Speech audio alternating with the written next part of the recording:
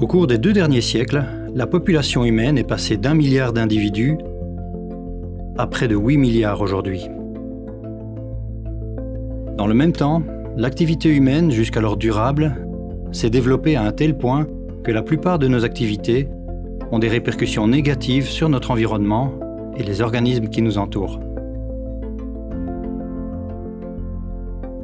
Les glaciers du monde entier fondent rapidement et la banquise de l'Arctique a diminué de plus de 70% au cours des 40 dernières années. Le changement climatique et l'érosion de la biodiversité sont de réelles menaces pour l'humanité. Grâce à la recherche scientifique, nous comprenons maintenant l'impact de l'activité humaine sur la planète. Nous devons agir, maintenant. Réduire notre empreinte environnementale est nécessaire, non seulement pour protéger l'environnement et ses nombreux écosystèmes, mais aussi pour garantir le bien-être des sociétés humaines.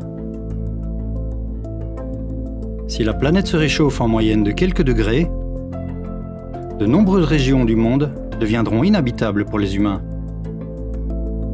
mais aussi pour la flore et la faune dont nous dépendons pour notre subsistance. L'agriculture, la pêche et les récoltes des ressources vivantes deviendront de plus en plus difficiles. La disparition d'un grand nombre d'espèces animales et végétales, ce que l'on appelle l'érosion de la biodiversité, est l'impact le plus tragique du changement climatique et on l'observe déjà autour de nous. Une étude menée par le WWF a révélé que les populations de vertébrés sauvages ont chuté de 68% au cours des 50 dernières années. Et selon l'Union internationale pour la conservation de la nature, la biodiversité marine connaît une perte potentiellement irréversible en raison de la surpêche, des prises accessoires, du changement climatique, de l'empiètement d'espèces invasives ainsi que du développement des zones côtières.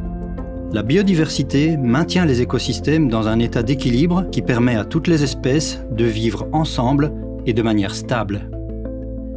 Tous les animaux et les plantes, qu'ils soient grands ou petits, ont leur propre rôle à jouer dans leur environnement et contribuent à son bon fonctionnement.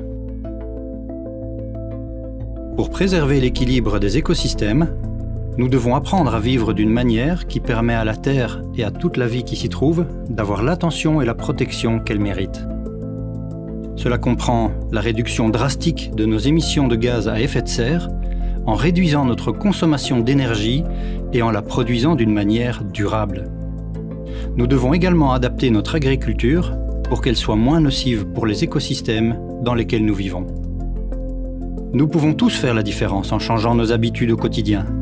Ensemble, nous pouvons vivre d'une manière durable tout en préservant notre environnement. En respectant la nature et en la traitant comme un organisme vivant et fragile, nous pouvons garantir un avenir plus sain pour l'humanité, la planète et toute sa biodiversité. Voici quelques mesures que l'on peut adopter pour réduire notre empreinte environnementale et devenir des héros pour le climat. Réduisons notre consommation d'énergie. Si possible, partageons les voitures, utilisons le vélo et les transports en commun. Créons moins de déchets en consommant moins, réutilisons et recyclons. Choisissons des aliments bio, produits localement. Mangeons moins de viande provenant d'élevages industriels. Ces comportements sont essentiels. Ensemble, toutes nos actions feront la différence.